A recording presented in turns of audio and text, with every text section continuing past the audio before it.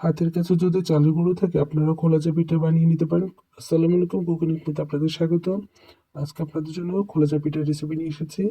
একটি বাটিতে আমি একটি ডিম ফিটিয়ে নিয়েছি, সামান্য একটু লবণ দিয়ে ভালো করে ডিমটা ফিটিয়ে নিব।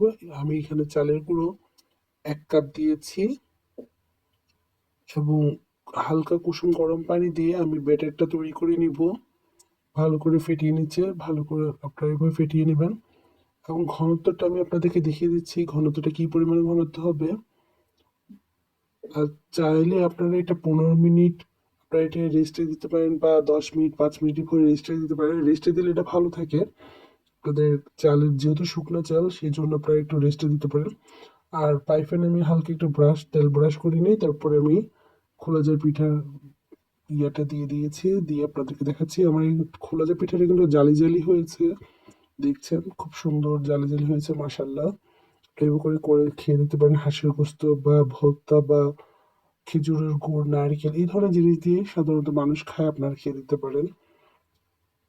আর শীতে পিঠা মানে অন্যরকম মজার, আপনারা সবাই জানেন। আর এই ধরনের পিঠা দিয়ে তো হাঁস ভর্তা এগুলো সবাই খেতে পারে।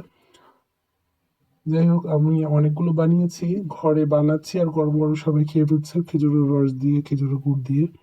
আপনারা খেয়ে দেখতে পারেন।